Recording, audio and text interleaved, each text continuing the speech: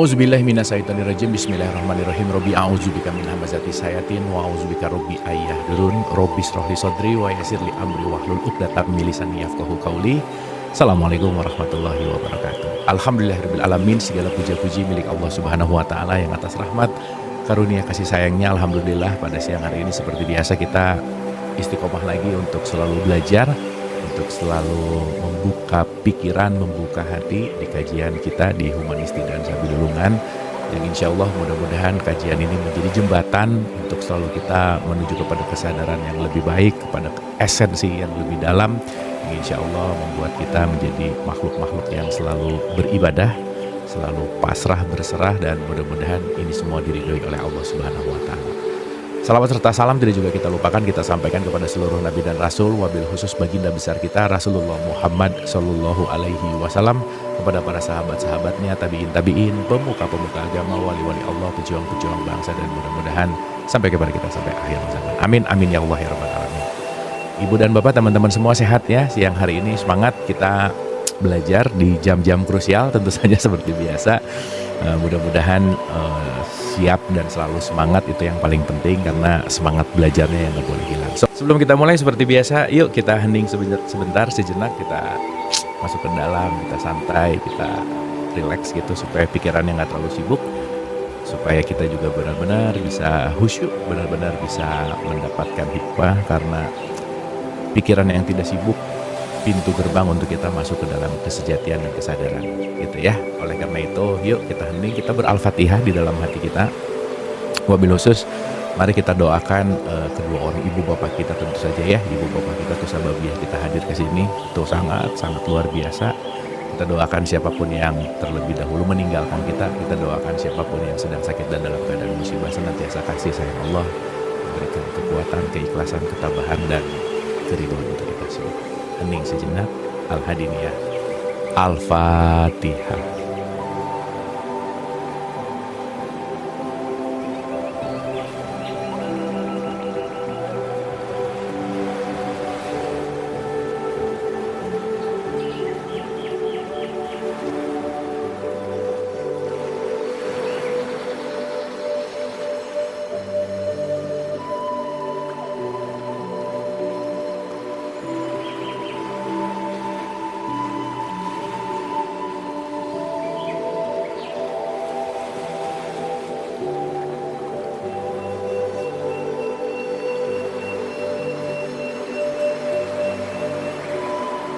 Amin, amin ya Allah ya Rabbal Alamin.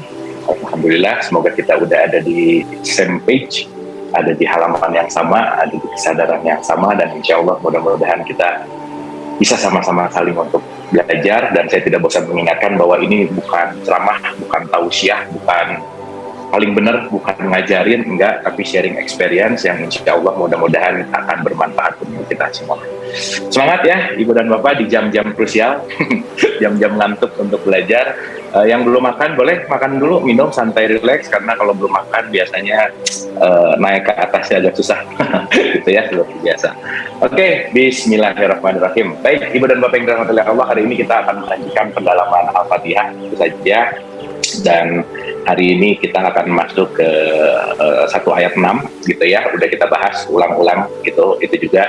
Tapi hari ini kita akan masuk ke pendalaman kedua, karena ihdinas siratal mustaqim ini panjang gitu ceritanya. Jadi kita udah sepakat bahwa nggak cepat-cepat selesai gitu ya, nggak usah cepat-cepat beres gitu, tapi mudah-mudahan di setiap pembelajaran kita ini ada relasi kepada diri gitu, itu yang paling penting, karena relasi kepada dirilah yang akan membawa kita lebih sadar gitu. Jadi jangan sampai cuma jadi knowledge, oh ternyata Al-Fatihah itu perjalanan suluk gitu, ternyata dari mulai suluk 1 naik ke atas, ketemu terus turun, ya udah, once itu nggak ada relate-nya sama kita, ya akhirnya jadi so what gitu ya, jadi cuma tahu gitu, dan ya cuma tahu bagus sih, tetapi tahu yang tidak ditransformasikan menjadi kesadaran juga kan nggak akan menjadi sesuatu yang perilaku atau akhlak kita gitu. Maka nanti kita akan tahu bahwa pasti ada iman, ada amal gitu ya, ada kesadaran dan ada perbuatan, dan di perbuatanlah nanti kita akan banyak mendapatkan experience. Jadi harapannya banyak perbuatan-perbuatan kita yang semakin siratal mustaqim gitu, banyak perilaku-perilaku kita yang semakin ke jalan yang lurus gitu gini.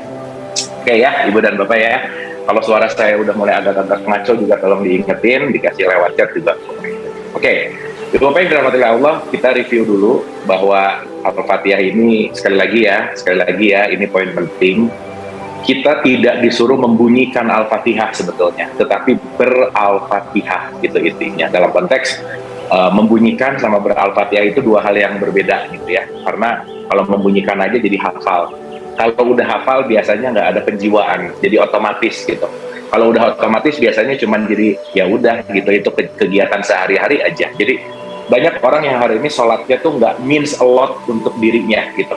Nggak banyak yang mencari relasi dari sholatnya untuk dirinya. Al-Fatihahnya pun karena hafal ya udah Bismillahirrahmanirrahim, Alhamdulillah, Amin, Assalamualaikum, dah beres gitu ya kira-kira. Nah, saya rasa kita udah mulai harus menyadari bahwa ibadah ritual itu bukan hanya untuk dijadikan sebagai otomatik gitu ya kira-kira, tapi mari kita selalu mencari relasinya gitu itu. Oke, Ibu dan Bapak, Bismillah ya, hari ini kita akan deep into lagi di Al-Fatihah. Saya review sedikit ya, saya review dari satu-satu cepet aja supaya nanti kita benar-benar benar-benar relate banget dan flowing dengan pembahasan kita hari ini. Bismillah, pembahasan hari ini seperti biasa saya bilang juga ke Bu Dini gitu bahwa semudah-mudah mungkin disampaikan dengan bahasa yang mudah gitu kira-kira. Ya, kemarin banyak komplain pusing berat gitu, tapi mudah-mudahan nggak pusing dan nggak berat. Tapi anyway, kalau ngerasa pusing dan ngerasa berat bagus gitu ya, berarti ada yang nyangkut lah. Daripada habis kajian apa yang dirasakan nggak ada apa-apa gitu ya. Jadi jangan-jangan emang nggak ada apa-apa juga gitu ya. Nah, makanya mudah-mudahan Ibu Bapak menikmati pusing dan beratnya gitu. Oke, Ibu Bapak sip ya, semangat ya. Bismillah. Oke, kita akan mulai ya Ibu dan Bapak dari awal bahwa kontekstualnya adalah inti sarinya adalah innalillahi wa inna ilaihi rajiun. Gitu ya. Innalillahi wa inna ilaihi rajiun itu artinya adalah kita datang dari Dia, kita datang dari sumber yang sama dan kita akan kembali. Itu dulu dah ya. Karena baseline dari semua perjalanan hidup kita ini hanya mau menghantarkan kita pulang. Anyway, Ibu Bapak udah kangen pulang nggak kira-kira? Gitu ya. Jadi jangan betah-betah amat di sini ya. Di sini mau bukan sebentar. Jangan lupa kita ini semua musafir bukan ya. Kita tuh hanya pejalan gitu. Jadi jangan puas dengan di tempat sementara ini. Jangan terlalu melekat dengan di sementara ini. Jadi kalau sekarang ada yang gimana-gimana banget, jangan baper-baper amat lah gitu ya. Karena kenapa? Ini semuanya hanya sementara. Ini semuanya hanya jembatan. Jangan sibuk di jembatan, tapi kita mulai belajar juga supaya kita concern di titik akhir, concern di tujuannya, gitu kira-kira. Oke, bismillah ya, pelan-pelan ya. Sesimpel mungkin, sesantai mungkin, serelax mungkin, sedapat mungkin. Pokoknya, let's fokus, serahkan, berserah, karena sekali lagi, berapa orang yang kumpul 57 yang kumpul di sini punya 57 perspektif yang berbeda, wadah yang berbeda, kesadaran yang berbeda, jadi just enjoy the process gitu ya. Jangan pengen cepat-cepat ngerti, jangan pengen cepat-cepat bisa, karena kenapa? Semuanya pasti ada waktunya gitu. Oke. Dalam konteks ilaihi rojiun, kita ini returning kembali gitu ya kira-kira. Jadi ini yang harus diulang-ulang, ingat bahwa kita mau pulang. Kita mau pulang, we are going home, gitu intinya. Nah berarti setiap step apapun pembelajaran itu pokoknya intinya adalah ini pembelajaran pulang aja, gitu ya, untuk returning. Berarti kalau returning itu kan mengembalikan, gitu ya. Jadi sekarang tuh kita lagi menjadi sesuatu yang bukan asli sebenarnya. Karena aslinya kita tuh nggak di sini, aslinya kita tuh manusia-manusia langit, gitu ya. Makanya kalau ada yang bilang bahwa alien gitu ya, tapi nggak enak, tapi ngerti ya maksudnya, kita bukan datang dari sini gitu, we are all alien sih sebenarnya gitu. Jadi kalau kita berbicara konteks bahwa kita adalah alien-alien ini, kita adalah bukan asli dari sini, kita hidup di sini tapi bukan dari sini. Bible, Yesus mengatakan bahwa kita tuh hidup di sini tapi kita bukan dari sini, bukan. Kita cuma mampir sebentar gitu ya. Oke.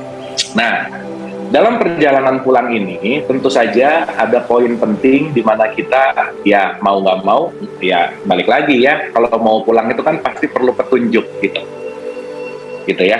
Ibu Bapak datang ke satu tempat yang Ibu Bapak belum pernah, pasti pakai Waze atau pakai Google Maps dan pasti ngikutin banget Meskipun kadang-kadang si Google-nya ngasih jalan ke gang-gang yang kecil yang akhirnya mobil nggak bisa masuk gitu misalkan, ya nggak apa-apa juga gitu ya. Tapi nanti seiring dengan pembelajaran kita lebih tahu, lebih ngerti bahwa oh oke. Dan itu semua adalah guidance. Maka berbicara ayat apa yang kita bahas hari ini, ihdina siratal mustaqim, tunjuki. So kita memohon untuk mendapatkan petunjuk. Ya, cuman pertanyaannya petunjuk yang mana? Jalan lurus tuh yang gimana sih gitu ya. Dan nanti kita akan memahami ada beberapa terminologi. Punten hari ini agak sedikit teoritikal sedikit ya, Ibu Bapak, kita pakai bahasa teori sedikit aja supaya nanti kita mulai mengerti dan masuk gitu. Seperti biasa kita kupas teologisnya, kita kupas filsafatnya, kita kupas juga tasawufnya supaya kita holistik gitu ya. Cuman hanya berbicara tentang fikih misalkan, nggak hanya berbicara tentang syariah, tapi kita akan masuk ke dalam gitu. Oke, bismillah ya. Nah, nggak ada cara lain untuk pulang. Intinya gini Bu, Pak. Pulangnya kita kepada Tuhan itu kalau boleh pakai tanda bintang, syarat dan ketentuan adalah karena kesadaran. Nah, intinya. Oke? Karena justru Allah bikinin sekolah semesta ini supaya kita sadar. Karena kalau Allah mau gitu ya, kalau pakai bahasa kasarnya, suruh pulang aja gampang gitu. Tapi yang Allah lihat adalah kamu pulang dalam keadaan sadar atau tidak gitu intinya. Gitu ya, nanti kita akan ngerti. Karena nanti Nabi Muhammad tuh mengatakan begini, sekarang tuh orang banyak yang tidur, nanti mereka bangun ketika mereka udah mati. Ingat ya Ibu Bapak, bangun dan sadar dua hal yang berbeda. Hari ini saya bangun, tapi belum tentu saya sadar. Jadi nanti Ibu Bapak tolong hitung, dalam hidup ini, saya misalkan 40 tahun ini, berapa lama bangunnya, berapa lama sadarnya gitu kira-kira. Jangan-jangan 39 tahun bangun, baru 1 tahun sadar gitu, gitu ya. Itu penting untuk direnungkan gitu. Karena antara saya bangun dan saya sadar itu dua hal yang sangat-sangat berbeda gitu. Oke, jadi di sini ada poin yang namanya kesadaran. Jadi hidup ini untuk apa? Hidup adalah mengembalikan kesadaran. Nah, itu dulu bahasa gampang. Ya, saya pakai bahasa yang simple, mudah, supaya gampang. Nah, ini kalau dibahas part by part, yang teoretikal banget, panjang gitu ya, kita harus bedah beberapa kitab dan panjang lah gitu. Tapi poin pentingnya adalah, kalau ada pertanyaan simple, so, what purpose of life? Come back to the awareness, itu poin pentingnya. Bahasanya come back ya. Kenapa bahasanya come back? Karena kita pernah sadar banget, cuman sekarang dikotori oleh ketidaksadaran dan kita akan mengembalikan kepada kesadaran gitu kira-kira. Jadi nanti kalau relate ke ceritanya Adam itu sadar, setelah ada huldi kesadarannya berkurang, maka Adam disuruh kembali lagi sadar, makanya kembalinya sadar itu namanya taubat gitu. Jadi kalau sekarang orang mau taubat itu bukan masalah taubat hanya sholat 2 rakaat, sholat taubat hanya taubat berbicara, bukan, mengembalikan kita kepada kesadaran. Jadi Ibu Bapak, kita semua adalah orang yang sedang bertaubat. Taubat means artinya kembali gitu. Kembali kemana? Kembali kepada kesadaran yang suci, sacred awareness gitu. Oke ya. Bahkan kalau saya tanya, Anda tuh siapa gitu, udah mulai banyak yang nggak sadar kok gitu. Mulai jawab namanya, mulai jawab jabatannya, mulai jawab statusnya gitu. Ingat, nama, status, jabatan itu ditempelkan, bukan diri kita yang sejati. Dan hari ini banyak orang yang kenal sama diri sejatinya. Kenapa? Karena dia terlalu menggunakan identitasnya untuk menganalisa dirinya sendiri gitu. Makanya hari ini banyak orang yang krisis identitas gitu. Contoh, jabatannya udah mulai berakhir, udah mulai turun, stres. Hartanya udah mulai berkurang, stres. Terlalu mengikatkan kepada sesuatu yang bukan kesejatiannya gitu kira-kira. Dan itu terjadi 95-99% orang yang hidup kalau dalam konteks Quran mengatakan sedikit dari kamu yang bersyukur gitu kira-kira. Jelas ya Ibu dan Bapak ya. Nah, berarti kalau kita berbicara masalah kesadaran suci dalam konteks bahasa di dalam Quran ini disebut dengan yang namanya fitrah gitu kira-kira. Berarti kalau kita Ramadan disuruh kembali kepada fitrah, kembalilah kepada dirimu yang asli. Kan kita sekarang banyak diri palsunya ya Bu, Pak. Ketemu orang ini pakai topeng, ketemu orang itu pakai topeng, ketemu siapa pakai topeng, gitu kira-kira. Nah, nggak sadar karena topengnya sering dipakai, jadi aja kerasa diri kita tuh topengnya, gitu ya. Kerasa diri kita tuh sesuatu identitas yang dibanggakan, gitu kira-kira. Maka orang punya jabatan, gelarnya dalam tanda petik direndahkan, namanya direndahkan, orang bisa sakit hati gitu. Padahal sekali lagi itu bukan diri kita yang sejati gitu. Nanti kita akan bahas pelan-pelan. Karena nanti berbicara ihdinas siratal mustaqim, mohon petunjuk kepada kesadaran yang suci. Makanya ini nanti diulang-ulang di dalam sholat dalam tradisi Islam gitu intinya. Oke ya, jadi kita tahu dulu frameworknya bahwa mau kemana kita, mau kembali kemana, kepada kesadaran suci, kepada dirimu yang asli, your genuine self, gitu ya, dirimu yang benar-benar asli, gitu kira-kira. Karena kalau kita udah sadar keaslian diri kita ngelihat orang lain udah pasti nggak akan benci, Bu. Karena kalau kita mengetahui keaslian kita nggak akan iri dengan orang lain. Kenapa? Siapapun di luar diri kita juga sama bahan bakunya keaslian itu sendiri, fitrah itu sendiri gitu. Sama bahan bakunya datang dari Allah juga gitu. Maka nanti kita sadar dan mengerti kenapa ada ayat yang mengatakan kemana saja kamu menghadap di situ adalah wajah Allah gitu kira-kira. Oke ya, Bismillah. Nah, oleh karena itu untuk menuju kepada puncak kesadaran kita harus tahu dulu dan mengenal dulu diri kita gitu. Oke, saya gambarin begini ya, Ibu Bapak. Punten ya, ini sedikit teori ya, Ibu Bapak ya. Ini for your information aja, gitu ya. Jadi ini sedikit agak berbau-bau kuliah sedikit. Gitu. Oke, dalam bahasa Arab, petunjuk itu namanya adalah hidayah. Oke, maka suka ada yang orang ngomong ya, saya belum mendapat hidayah. Gitu. Pertanyaannya, nyarinya? Nggak juga. Banyak orang yang menunggu hidayah, tapi nggak pernah mencari hidayah. Karena dianggap bahwa hidayah itu datang. Salah? Enggak. Tetapi nggak tepat juga, gitu. Karena di Al-Baqarah 269, saya nggak tampilin ayatnya ya, Ibu Bapak catat aja, supaya nanti Ibu Bapak juga bisa review dibuka-buka, gitu. Karena ini pakai Quran yang kecil juga nggak kelihatan. Al-Baqarah 269 itu kalimatnya, yu'til hikmah mayasya. Aku akan memberikan hikmah, hidayah kepada siapa yang aku kehendaki. Kepada siapa yang aku kehendaki. Nah, dengan kalimat itu simple, orang langsung mikir bahwa, oh nunggu aja deh dikehendaki oleh Allah. Ibu Bapak jangan lupa, kita ini co-kreatornya Tuhan. Co-kreator itu artinya, kalau kita ada will, di situ kita akan ditujukan jalannya. Jadi will kita tuh penting banget untuk menuju kepada Tuhan, gitu kira-kira. Makanya di surat 13 ayat 11, aku tidak akan merubah keadaan suatu kaum kalau kamu mau merubah diri, gitu. Dan perubahan ini nggak bisa datang dari luar. Maka Ibu Bapak berharap orang lain berubah, wasting time aja, nggak usah. Kenapa nggak bisa? Kalau orang lain mau berubah, nomor satu yang harus dirubah adalah diri sendiri. Kenapa? Perubahan tidak datang dari ucapan, perubahan tidak datang dari ceramah, perubahan tidak datang dari kajian, tapi perubahan datang dari kesadaran. Dan kesadaran itu saling bergelombang, gitu ya. Maka kalau saya pengen merubah pasangan, yang harus saya rubah sayanya dulu. Nggak bisa saya ceramahin pasangan saya, anak saya, nggak bisa. Semakin banyak ceramah, semakin tidak terjadi perubahan. Karena kenapa? Perubahan itu gelombang, Bu. Perubahan itu vibrasi, gitu. Nggak bisa nyuruh, nah, kamu jangan jadi orang pelit ya. Ibu bapaknya pelit. Nggak bisa, Bu. Gitu. Nah, kamu jangan jadi pemarah ya. Ibu bapak nyuruh anaknya sholat pakai marah-marah. Ya nggak bisa, gitu intinya. Maka, action itu more loud than speaking, gitu kira-kira. Nah, kembali kepada hidayah atau hikmah. Hikmah atau hidayah itu adalah poinnya datang dari will kita, maka kita akan ditunjukkan jalannya. Jadi orang yang datang ke kajian karena paksaan dan orang yang datang ke kajian karena rela dan ikhlas itu akan mendapatkan bobot hidayah yang beda gitu. Maka la ikroha fidin, nggak ada paksaan. Sesuatu yang terpaksa itu menutup niat, bukan. Jadi kalau sekarang melakukan sesuatu yang terpaksa, itu nggak akan dapat pintu hidayahnya udah pasti. Maka benar-benar harus pure datang dari niatnya. Maka niat nanti punya potensi penting dalam mencari hidayah, gitu kira-kira. Gitu ya? Oke, nah dalam konteks pencarian hidayah, nanti kita akan ngerti gitu ya. Sadar tuh apa sih? Gimana kembali kepada kesadaran dan apa jalan yang lurus gitu. Oke. Ibu Bapak punten ya, ini sedikit teori aja, sedikit aja supaya kita tahu gitu. Oke, saya bagi dua aja ya supaya gampang. Sebenarnya banyak dan panjang, tapi kita bagi dua. Dalam hukum ketuhanan, gitu ya, dalam hukum ketuhanan itu dibagi dua. Ada hukum yang namanya takwin, dan ada hukum yang namanya tasyri'i, gitu. Nanti tasyri'i itu kaitannya sama syariat. Ya, ini nggak usah dalam-dalam amat, cuman for your information, supaya kita tahu gitu.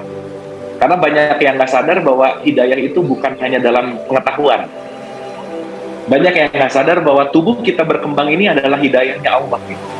Makanya banyak orang yang jarang berterima kasih sama jantungnya, jarang berterima kasih sama paru-parunya, jarang berterima kasih sama napasnya gitu.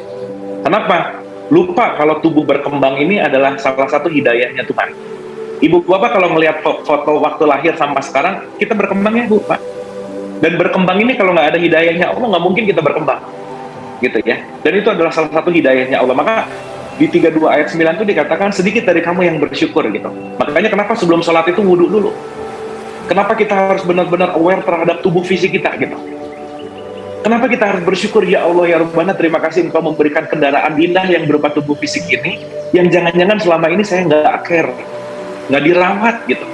Yang jangan-jangan tubuh fisik ini setiap hari diisi sama kotoran-kotoran terus, sakit hati, benci, dengki, iri, dendam, yang ya kita nggak pernah care sama tubuh misalkan, kita kira-kira gitu ya. Maka kita bagi dua nih, hidayah takwini dan hidayah tasyri'i.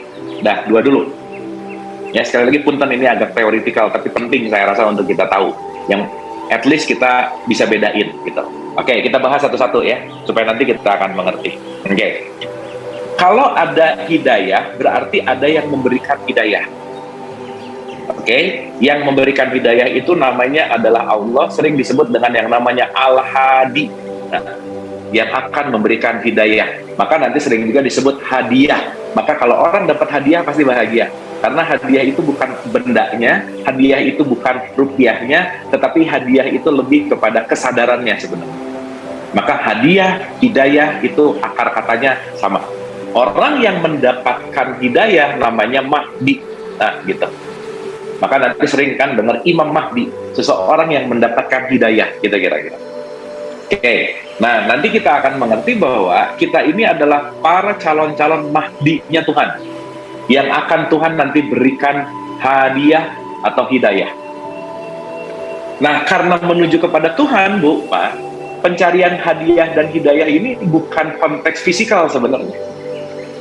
Gitu ya. Makanya nanti ada kata-kata ihdinas siratal mustaqim, siratal ladzina an'amta, orang yang diberikan nikmat. Nah, sekarang rata-rata nikmat itu mobil baru, rumah baru, gitu ya, uang makin banyak gitu. Yang berbau-bau nikmat tuh urusannya adalah materi. Padahal kita mau menuju Allah yang non materi gitu. Maka kalau nanti kita berbicara kenikmatan itu nothing to do sama mobil baru nih. Meskipun benar dapat mobil baru nikmat sih, iya. Tapi kalau mobil itu hanya fisikal, hanya jasmania, tidak menghantarkan kita kepada ruhaniyahnya, ya udah. Nanti ada mobil baru berikutnya atau tetangga ganti mobil baru pengen gitu kira-kira. Dan nanti susah ngerasa cukup gitu kira-kira. Dan nanti kita akan memiliki kapasitas dan level dari kenikmatan kita tuh di level mana, kesadaran kita tuh di level mana. Karena semakin rendahnya kesadaran, itu takarannya pasti dunia aja, takarannya pasti rupiah aja, takarannya pasti validasi aja, takarannya pasti berapa banyaknya gitu. Ingat ibu bapak, banyak belum tentu cukup. Oke? Berapa orang yang punya banyak uang tapi nggak ngerasa cukup dengan uang yang banyak? Punya mobil 10 nggak bisa at same time menikmati 10-10-nya, nggak bisa. Rumah kamarnya 12 nggak bisa at same time menikmati 12-12-nya, nggak bisa gitu. Dan kadang kita ngerasa tenang kalau banyak, padahal semakin banyak luka biasanya. Kenapa? Semakin banyak beban juga gitu kira-kira. Jadi mudah-mudahan kita nggak nyari banyak tapi nyari cukup. Dan cukup itu bukan dari konteks materialistiknya, tapi dari kesadarannya kita kira-kira. Sampai sini oke? Ibu bapak suara saya jelas ya? Clear ya? Bisa di follow ya? Oke, nuhun. Oke, kita balik. Oke, pelan-pelan ya Bu, Pak, pelan-pelan. Nah, bismillah. Oke. Ada hidayah yang bentuknya takwini dan tasyri'i. Nah, dua dulu nih. Ini poin pentingnya. Oke ya, pelan-pelan ya, pelan-pelan. Oke. Takwini itu berbicara tentang ontological. Nah, ontological itu berbicara tentang eksistensi, keeksisan. Jadi nanti berbicara tentang sesuatu yang terlihat, gitu kira-kira. Kebanyakannya konteksnya adalah eksistensial. Nanti kita paham. Oke?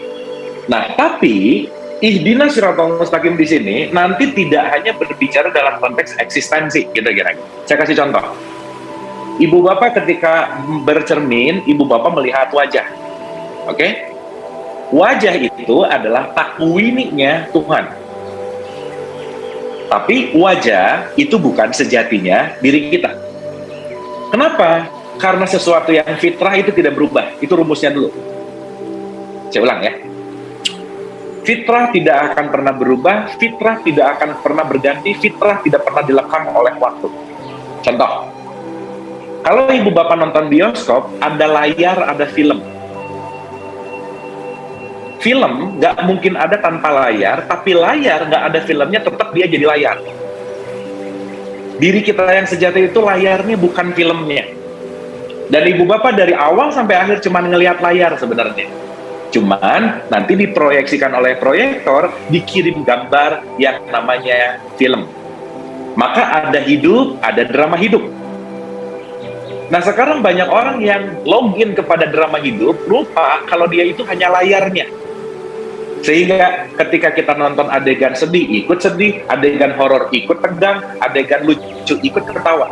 Betul, bagus. Tapi kalau kita nggak sadar bahwa kita layarnya, kita akan terombang-ambing oleh ilusi-ilusi yang terjadi, gitu kira-kira. Maka nanti nggak ajak. Maka sholat itu disuruh akim, tegak, supaya kamu ajak jadi layar aja. Apapun yang diproyeksikan Tuhan sama kamu, kamu hanya bisa menerima. Ibu bapak mohon maaf ya, layar itu nggak pernah bisa nolak adegan apapun yang ditampilkan oleh proyektor, nggak bisa. Nggak bisa dia milih, saya pengen adegan-adegan baik-baik aja, yang nggak baik nanti jadi gelap. Nggak bisa, Bu. Begitu pula kita. Dan kita nggak bisa libur dari realitas meskipun 1 detik, Bu.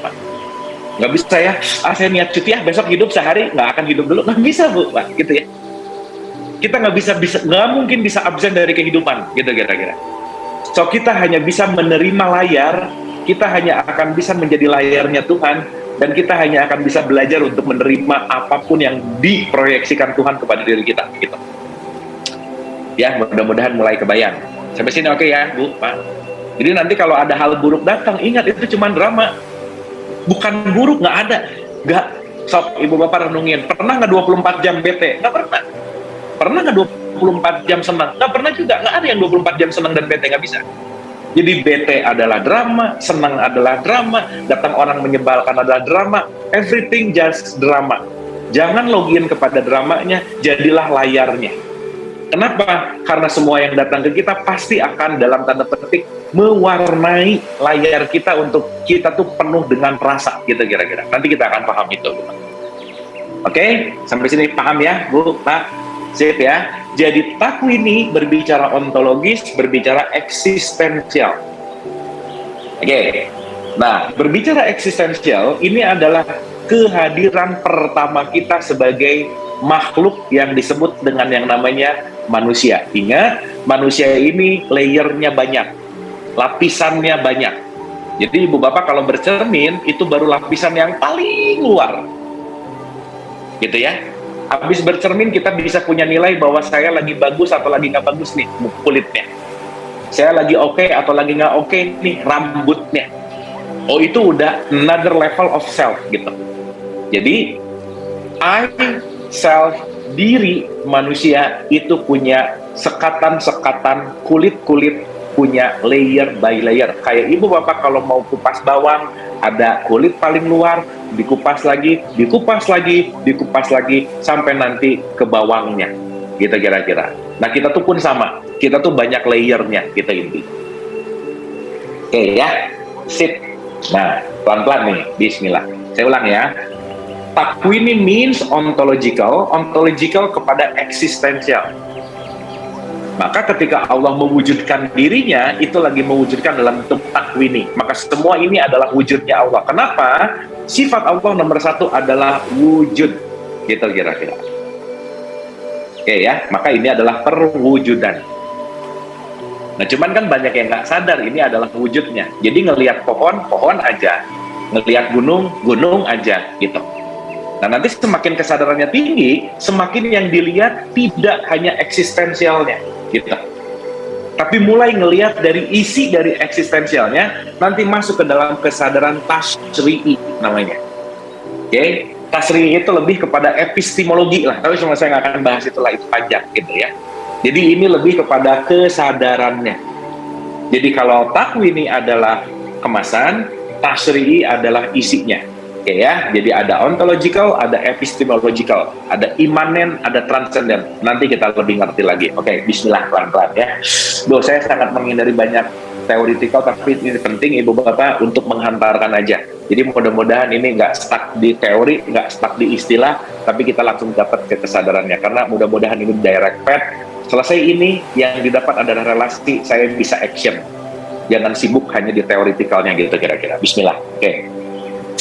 Ibu Bapak boleh ya kita runut lagi dari siapa diri kita. Nah, di surat 16 ayat 78 ada kalimat menarik. Aku keluarkan kamu dari perut ibumu, kamu nggak tahu apa-apa. Oke? Kamu keluar dari perut, kamu cuma nangis, nggak tahu apa-apa. Tapi aku berikan sesuatu untuk kamu tahu apa-apa, pendengaran, penglihatan hati, agar kamu bersyukur. Jadi Ibu Bapak kalau mendengar kata syukur, syukur artinya agar kamu lebih sadar, gitu ya kira-kira. Awas nih, syukur itu bukan dapat uang, bukan. Tapi uang itu menyadarkan saya nggak bahwa itu bukan milik saya. Syukur itu bukan masalah kehilangan. Tapi sadar nggak bahwa saya dihilangkan untuk melatih bahwa kamu tuh nggak pernah punya apa-apa. Jadi waktu dapat saya diuji, waktu hilang saya diuji. Tapi sekarang banyak yang ngerasa diuji ketika kehilangan. Lihat, waktu dapat tuh nggak ngerasa diuji gitu. Makanya waktu dapat alhamdulillah, waktu hilang baru innalillahi, gitulah kira-kira. Waktu hilang tuh baru merasa, aduh saya kehilangan. Padahal ingat, kita semua hanyalah musafir, tamu yang nggak pernah punya apa-apa. Jadi kalau sekarang rasa kepemilikannya masih tinggi, yuk kita mulai latih bahwa saya nggak pernah punya apa-apa, bahkan nanti ngerti. Saya nggak bisa apa-apa, bahkan nanti ngerti. Saya nggak tahu apa-apa, gitu. Tapi saya nggak tahu apa-apa, nggak bisa apa-apa, bukan berarti nggak ngapa-ngapain, bukan. Gitu ya, nanti kita akan. Oke. Yang pertama kita merubah paradigma sedikit dengan konteks yang namanya bersyukur. Bersyukur adalah agar kamu lebih sadar terhadap diri sejatimu. Kenapa? Karena dalam kehidupan ini, dirimu sudah mulai banyak diracuni oleh ilusi-ilusi selain dirimu. Banyak persona, banyak topengnya. Gitu ya. Nama topeng kita. Garis keturunan topeng kita. Hari ini orang bisa bunuh-bunuhan gara-gara agama. Hari ini orang bisa bunuh-bunuhan karena beda warga negara. Padahal itu semua adalah topeng-topeng. Kita bisa ngerasa bangga dengan gelarnya. Padahal itu topeng semuanya, gitu kira-kira. Maka nanti kita ngerti bahwa hidup adalah belajar melepaskan semua yang sudah dilekatkan. Dan semakin melekat, semakin susah dilepaskan. Gitu ya. Semakin attachment, semakin berat dan sakit untuk dilepaskan. Maka Ibu Bapak secara filosofis, hidup hanya untuk menikmati penderitaan. Maka kita harus punya kita harus punya keterampilan dalam menderita dalam hidup. Itu yang harus kita latih. Kalau sekarang banyak orang latihan public speaking untuk terampil berbicara. Banyak untuk, pokoknya apapun lah. Tapi jarang orang yang belajar untuk suffering. Banyak orang yang tidak belajar untuk terampil dalam menderita.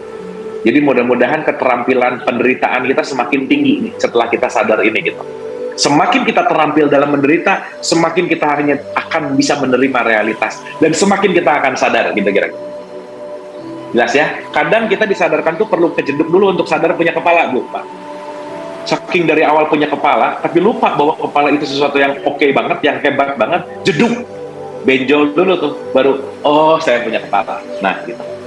Dan di tempat yang nggak nyaman itu biasanya pertumbuhan yang paling baik gitu. Karena kalau di tempat yang nyaman jarang pertumbuhan yang oke. Gitu ya. Maka begitu kita menghadapi sesuatu yang nggak oke, nggak nyaman, nah di situ kita punya kesempatan, opportunity untuk meningkatkan kesadaran yang lebih baik gitu. Sip ya Ibu Bapak ya. Nah sekarang kita kembali dulu nih ke who really am I. Oke. Ibu Bapak yang dirahmati oleh Allah, teman-teman semua, kita ini dalam kehidupan banyak mengalami kelahiran. Ya, saya garis bawahi dulu. Kelahiran itu jangan hanya dimaknakan brojol anak dari rahim ibu ke bawah. Iya, itu juga kelahiran. Ibu Bapak setelah kajian ini melahirkan ide, Ibu Bapak juga sedang mengalami kelahiran. Gitu ya. Dan setiap hari kita adalah menghadapi kelahiran. Setiap detik kita menghadapi kelahiran. Karena satu detik yang lalu kita mati, satu detik yang akan datang kita kelahiran kembali. Jadi hidup adalah rangkaian kelahiran yang berulang-ulang. Gitu ya. Jadi jangan ngomong lagi bahwa hidup hanya sekali. Gitu. Nggak salah sih. Kita hidup berkali-kali. Karena setiap detik adalah hidup yang baru. Setiap hari adalah hari yang baru. New arrival. Every morning, Rumi mengatakan, every morning is a new arrival. Gitu ya, fresh born, gitu kira-kira. Jadi tadi pagi ibu bapak lahir baru tuh, kalau disadari gitu. Karena ibu bapak yang detik ini beda dengan ibu bapak yang 2 jam yang lalu. Kesadarannya udah beda, secara self-nya juga, self-nya juga udah beda. Ibu bapak dengan 5 tahun yang lalu udah beda, karena ibu bapak sekarang adalah kelahiran yang baru gitu. Fresh born. Gitu ya intinya. Oke, bismillah. Oke, kita lihat dari basic yang paling awal. Oke, ini saya kasih garis dulu supaya nanti ini ada bahasan, supaya nanti kita ngerti. Sekali lagi, takwini ontological, tasri'i berbicara tentang metafisikal. Bukan wujudnya tetapi isinya gitu ya kira-kira. Oke. Jadi nanti ada 2 hidayah, hidayah wujud fisik, hidayah wujud hidayah tanpa wujud non-fisik. Dan nanti titik beratnya sebenarnya ihdinas siratal mustaqim, kita memohon yang tasri'i. Maka agama pasti ada syariat. Syariat apa artinya? Simply peraturan. Kenapa kita harus ada peraturan? Karena kita supaya tahu harus seperti apa kita hidup. Harus bagaimana dan seperti apa ya? Sesuai dengan apa yang didesain. Tukang kursi bikin kursi pasti ada tujuannya untuk duduk. Kita diciptakan pasti ada tujuannya untuk apa? Kita kira-kira. Ya, jangan sampai nggak tahu kita ini diciptakan untuk apa. Dan anyway ya banyak juga sih yang banyak kan. Dan kita selalu belajar ini ya. Nggak ada juga sih yang udah benar-benar tahu banget juga, nggak ada juga, karena hidup adalah dinamis. Oke, dari possibility satu menuju kepada possibility yang lainnya. So tidak ada yang absolut dalam hidup. All possibility. Oke, karena kita menghadapi kehidupan yang dinamis. Oke, bismillah ya, ibu bapak ya, pelan-pelan ya, supaya kita bisa lebih dalam lagi memahami tentang self. Jadi nanti kalau ngomong, aku sakit hati, yang siapa yang sakit hati? Gitu. Aku benci, siapa yang lagi benci? Gitu. Karena kalau aku yang sejati, pagi benci, siang benci, malam juga harus benci. Tapi kadang ada benci, siangnya udah nggak benci lagi tuh. Dia come and go. Come and go. Yang come and go itu bukan diri kita yang sejati. Gitu ya. Ingat ibu bapak, kita bukan awan tapi kita langitnya. Tapi kadang langit tertutup oleh awan. Bukan berarti langit tertutup oleh awan, langitnya hilang. Enggak. Dia hanya lagi tertutup oleh kebencian, keirian, kedengkian, pikiran, kesedihan, dan seterusnya. Tapi begitu kita menjaga jarak dengan itu semua, sadarilah bahwa kita hanyalah langit yang terkadang tertutup oleh awan-awan hitam. Dan nggak ada awan yang terus-menerus diam, semuanya bergerak gitu kira-kira. Jadi nothing permanen dalam hidup. Sedih nggak ada yang permanen, happy nggak ada yang permanen. Maka kalau kita hanya diam di satu tempat, kita nggak akan pernah bisa menikmati hidup. Dalam bahasa tradisi Cina disebut yin yang, semuanya keseimbangan. Sakit diterima, sehat juga diterima. Jangan pengen nerima sehatnya aja. Kenapa? Karena kita pasti sakit. Kalau kita cuma menerima sehat, kita nggak akan mensyukuri sakit. Padahal sakit adalah jalan sadar, sehat adalah jalan sadar. Tapi banyak orang tersadarkan ketika dia sakit dulu, gitu kira-kira. Jelas ya, Bu, Pak? Oke. Jadi Ibu Bapak kalau didoain, pengen didoain sehat atau sakit, bro? Gitu ya, aman ya. Nah, kita ngertilah, paham sekarang. Gitu ya. Oke, dalam konteks bahwa mau sakit, mau sehat, dua-duanya jalan sadar. Karena kita di sini hanya untuk diberikan kesadaran, belajar untuk kesadaran. In a sense. Oke, bismillah. Oke ya, aman ya. Mudah-mudahan kita mulai dapat, mudah-mudahan setidaknya perspektif tentang tasri'i, syari, tasri'i, dan takwini, 2 hal yang kita sama-sama mengerti dan kita sama-sama konteksnya adalah bagaimana kita akan mengenal diri. Bismillah, pelan-pelan. Oke, di 16 ayat 78 itu ada kata-kata gini, Bu. Aku mengeluarkan kamu dari perut ibumu, kamu nggak tahu apa-apa. Oke, kita akan bicara our first born. lahir perdana, lahir pertama. Oke, ya saya gambarin aja supaya gampang. Innalillah wa inna ilaihi roji'un. 57 ayat 3, dialah yang awal dan yang akhir. 32 ayat 9, aku tiupkan ruhku. Diri sejatimu adalah sang ruh. Oke, jadi kalau dari perspektif Allah, yang pertama itu ruh. Itu perspektif Allah. Secara perspektif ilahiyah, yang perdana hadir itu adalah ruhnya dulu. Dari perspektif Allahnya. Oke? Tapi dari perspektif kita sebagai manusia, yang pertama lahir itu adalah tubuh fisiknya dulu. Ingat ya. Jadi ini kalau ada yang bilang bahwa mana yang duluan, jasadnya dulu. Benar. Dari mana? Perspektif sebagai makhluk. Benar, jasadnya dulu. Tapi ada orang yang bilang, jadi yang lahir duluan apa? Ruhnya. Benar. Dari perspektif Allah. Ingat ya, perspektifnya beda. Ibu bapak ingat cerita 6 dan 9 yang dilihat dari sudut pandang yang berbeda, orang bisa berantem mana ngomong 6, mana ngomong 9 karena cuma beda perspektif. Kalau ditukar, dua-duanya benar. Kalau ditukar, dua-duanya nggak ada yang salah. Jadi hidup tidak mencari mana benar dan salah. Beyond duality. Nanti kita akan paham ke situ. Ya, pokoknya ini saya nyari cara gimana caranya mempermudah untuk menjelaskan ini. Oke. Kita akan bicara dari ranah takwinnya dulu, eksistensialnya dulu. Secara eksistensial, kelahiran pertama kita adalah kelahiran tubuh biologis. Maka brojol langsung nangis. Saya tanya, Bu, Pak, waktu ibu bapak dilahirkan udah ada aku belum? Udah tahu siapa aku belum? Belum. Aku belum lahir di sini. Karena kenapa? Akalnya belum aktif. Karena kenapa? Di sini masih benar-benar pure as a biological self.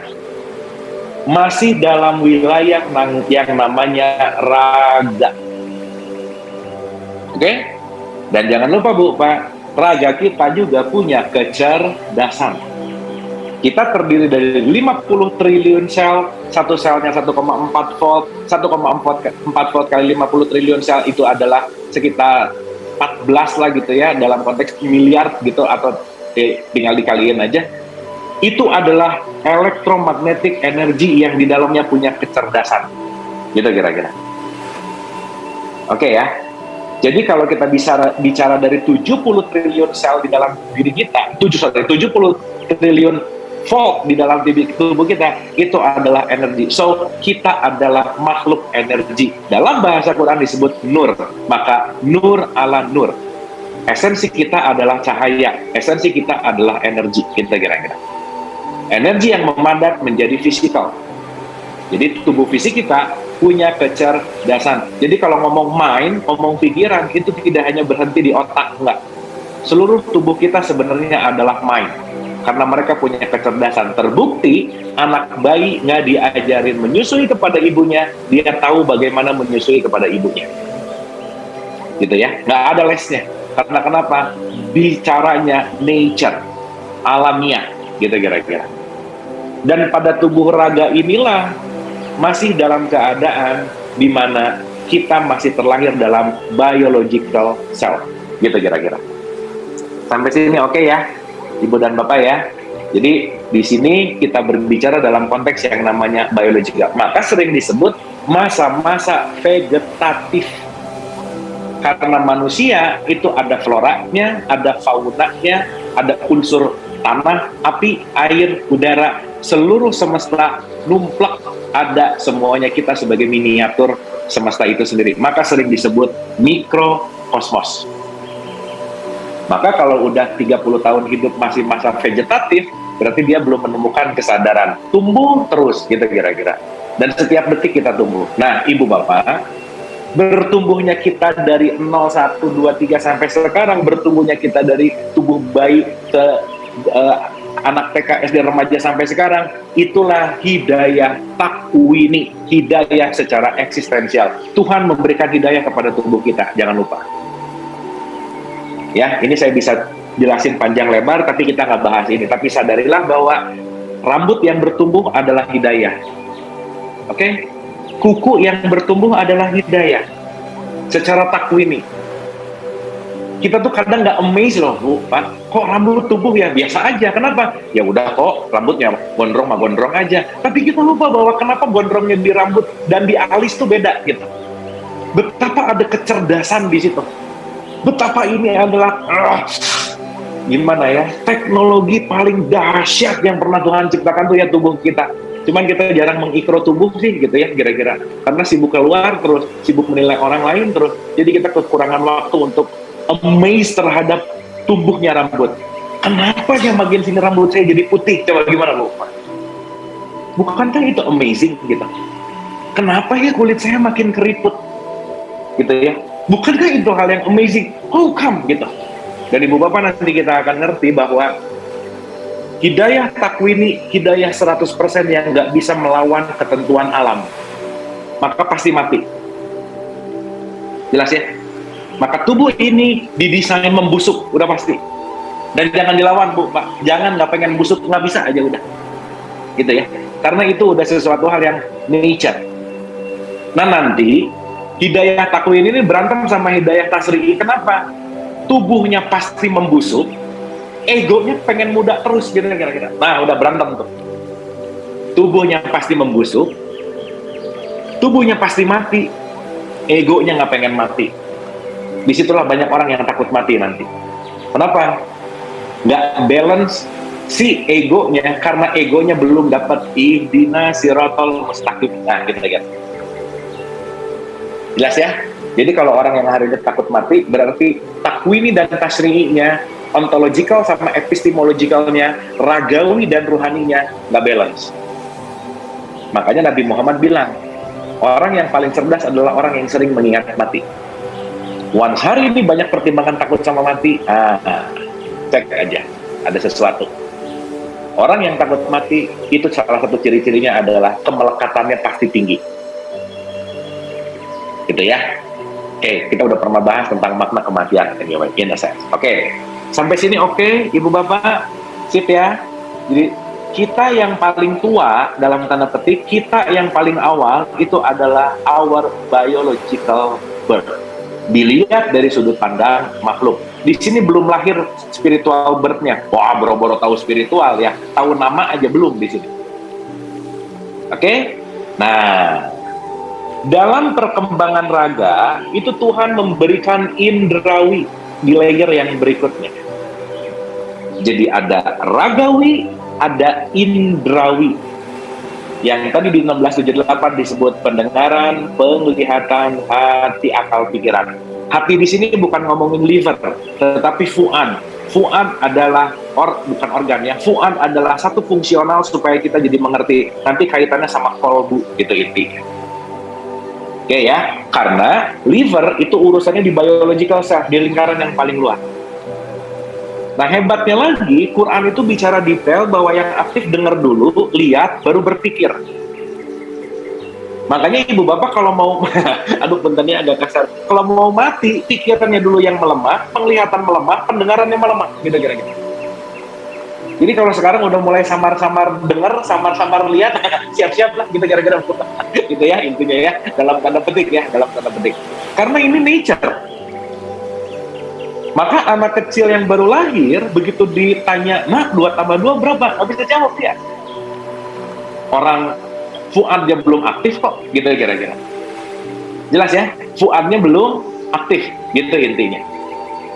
Oke ya, mudah-mudahan sampai sini oke nih. Nah, si indrawi ini nanti akan melahirkan sesuatu karena kenapa? Si indrawi ini menjadi gerbang antara inner self-nya dan external self-nya. Maka orang tua kita manggil abu, abu, abu.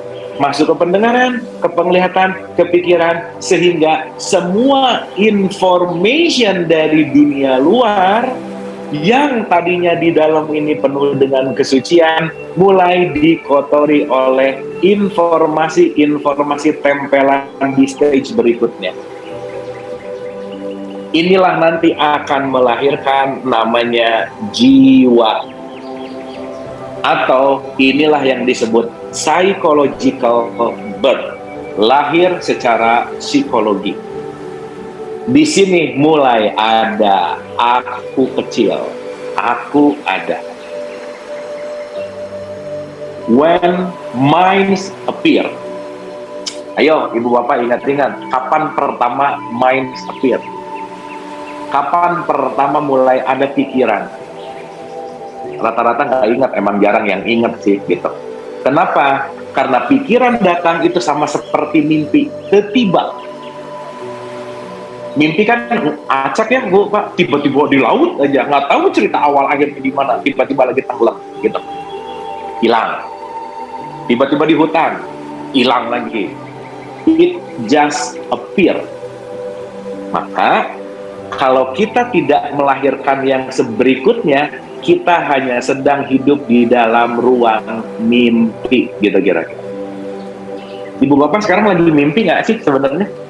Gitu ya, direnungkan. Awas nih, bangun sih, tapi kasus 15 tahun yang lalu masih sakit hati sekarang. Nah, masih mimpi itu berarti. Gitu. Buktinya nggak hadir utuh di sini. Bangun sih, tapi ngelihat orang yang punya ribut 2 tahun yang lalu masih, nah, masih mimpi. Gitu. Jadi nanti kita akan bahas layer of dreaming, gitu ya. Makanya ibu bapak maaf banget nih, cara menolong orang lain yang lagi mimpi, jangan ditambah mimpi baru, Bu, Pak. Bangunin, nah gitu kira-kira. Bangun baru dia sadar kalau dia lagi mimpi. Nanti layer dalam konteks pembelajaran agama, syariat, fikih, itu banyak untuk masuk dulu memperindah mimpi, Bu, Pak. Makanya banyak dikasih mimpi dulu tuh. Kalau kamu berbuat baik, dapat surga. Kalau kamu berbuat 10, dapat 700. Wah, oke. Tapi jangan larut dalam mimpi. Maka nanti kalau udah masuk ke level tasawuf, wah, dijedugin baru bangun, gitu kira. Itu nanti bahasanya kelas 2+2, akar 16, log 10.000. Gitu ya. Nah, kita bahas Al-Fatihah sekarang di log 10.000.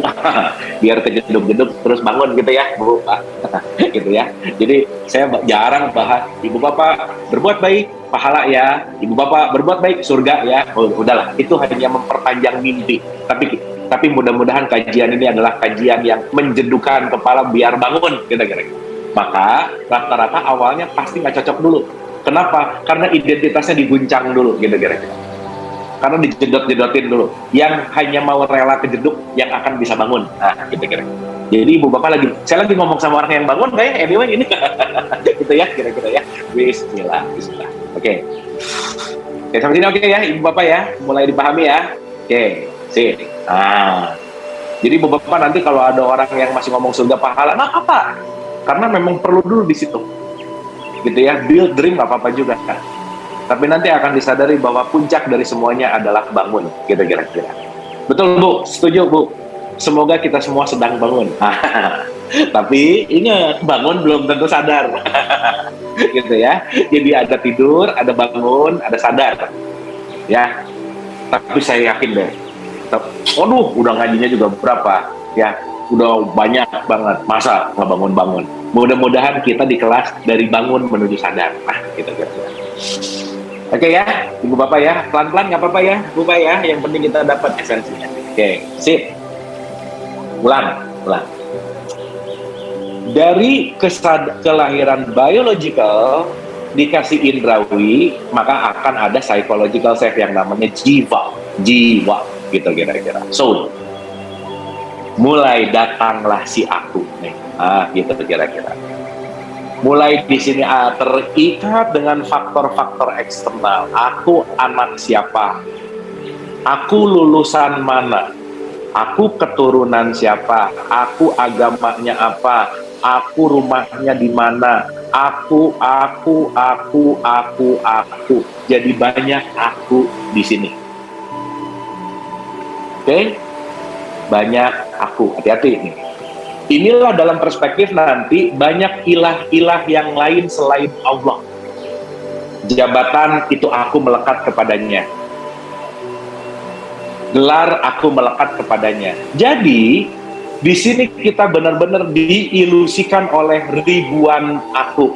So ini yang disebut dengan yang namanya stage dunia, stage ilusi, stage permainan, gitu kira-kira. Dan 95% terjebak di sini, Bu. Karena hanya 5% ajalah nanti yang dia akan masuk ke kelahiran berikutnya di sini. Kelahiran berikutnya di sini namanya spiritual birth. Melepaskan semua aku menuju kepada sang fitrah yang ada di dalam, yang inilah percikan langsungnya Tuhan. Yang sebenarnya diri kita yang sejati itu hanya titik hitam yang paling dalam, bukan yang luar-luarnya, gitu.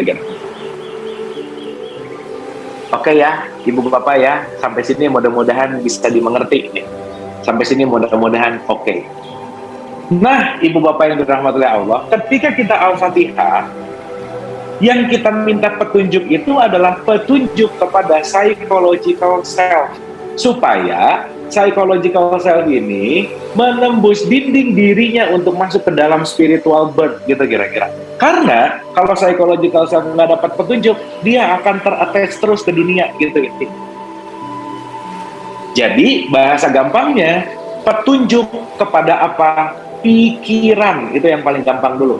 Karena psychological self itu ada pikiran, ada perasaan, ada emosi, ada sensasi, ada experience, banyak gitu. Jadi kalau ngomongin mind itu bukan hanya pikiran otak, bukan. Kalau ngomongin I itu bukan hanya diri sebagai fisik, bukan. Tapi di situ ada experience, di situ ada relationship, di situ ada feeling, macam-macam. Dah, itu saya nggak akan bahas lebih panjang, nanti ada waktunya. Jelas ya? Karena kenapa? Kita dilatih dari lahir pikirannya tidak menuju Tuhan. So, coba renungkan. Begitu lahir, orang tua kita mengencourage, kamu harus jadi nomor 1. Cita-citamu apa? Mau apa? Gimana? Wah, semuanya dicari keluar. Berapa persen orang tua yang dari lahir dikatakan bahwa temukanlah dirimu yang sejati di dalam? Nggak, jarang, Bu. Menggapai, mencapai, meraih, bahkan dia disuruh jadi nomor 1, artinya kalau dia nomor 1, teman-temannya nomor 2, teman-temannya kalah, teman-temannya dalam penderitaan, kamu harus menjadi top dari penderitaan orang lain. Gimana, Bu? Dan itu jadi habits tuh, dan itu jadi karakter kelak, gitu kira-kira. Maka bawaannya pengen lebih, pengen unggul, gitu kira-kira. Terjadilah persaingan, dan jalan menuju kembali ke Tuhan itu tidak bersaing, Bu. Hidup ke Tuhan itu bukan perlombaan, gitu. Mau lomba sama siapa anyway, ya. Modal kita beda semuanya. Saya nggak bisa membandingkan sama orang lain. Kenapa? Modal dia sama modal saya beda. Kecuali modalnya benar-benar sama, baru boleh bisa di-compare. Tempat lahirnya beda, kesadarannya beda, pendidikannya beda, pengetahuannya beda, pelajarannya beda, yang dibacanya beda, agamanya beda. Seagama juga, mazhabnya beda. Jadi saya agak sedikit aneh dengan kata-kata seiman. Seiman tuh gimana sih? Satu agama maksudnya? Oke. Apakah satu agama juga satu mazhab? Belum tentu. Apakah satu mazhab juga satu pemahaman? Belum tentu. Apakah satu pemahaman itu juga satu kesadaran? Belum tentu. 71 ngomong, oh Allah punya 71 perspektif. Terus seiman tuh gimana sih maksudnya gitu? Kita seiman nih, nggak bisa ngukur seiman tepat 100% gitu. Maka nanti ada kata-kata lakum dinukum waliyadin, nggak ada yang sama, karena kadarnya pasti beda-beda gitu. Gitu ya, Bu, Pak, sampai sini paham ya? Sip ya. Jadi dari tadi panjang lebar ini cuman mau menjelaskan bahwa ihdinas siratal mustaqim di level tasri'i, di level psychological self, di level pikiran, di mana pikiran membutuhkan hidayah atau petunjuk. Karena kalau pikiran nggak dapat petunjuk, pikiran akan menjauhkan dari spiritual birth kita, menjauhkan dari rumah sejati kita, menjauhkan dari kita mau pulang. Kenapa? Karena pikiran itu ter-attach dengan dunia di luar diri kita, gitu kira-kira. Ibu Bapak maaf banget ya, hari ini banyak orang yang nggak bisa damai sama pikirannya, sehingga pikirannya mengontrol diri. Jadi nggak pernah tenang. Jadi nggak pernah feel calming. Khawatir terus. Anxiety terus. khawatir dengan sesuatu yang udah ada dalam memori, dan khawatir yang belum ada dalam memori pikiran masa akan datang. Besok kan nggak ada ya Bu, Pak, ilusi. Yang ada itu cuma detik ini, di sini, dan sekarang gitu. Maka nanti kita ngerti, semua tradisi agama pasti ada cara untuk menjeda dengan pikirannya. So that's why sholat 5 waktu itu adalah proses, salah satunya adalah saya jeda dengan pikiran saya. Kenapa? Karena pikiran bukan diri saya. Dah, itu dulu. Ulang, sekali lagi. Ada pikiran, ada saya. Ada pikiran, ada yang mengamati pikiran. Ibu bapak sekarang lagi mikir apapun, ingat itu bukan diri yang sejati, tapi ada subjek yang sedang memperhatikan pikiran. Kita tuh subjeknya, bukan pikirannya. Tapi karena kita nggak sadar kita subjeknya, kita merasa si pikirannya. Jadi pikirannya kesal, ikut kesal. Pikirannya bete, ikut bete, gitu kira-kira. Jadi nanti puncaknya adalah belajar menjeda dengan segala sesuatu yang bukan diri kita yang sejati, gitu kira-kira.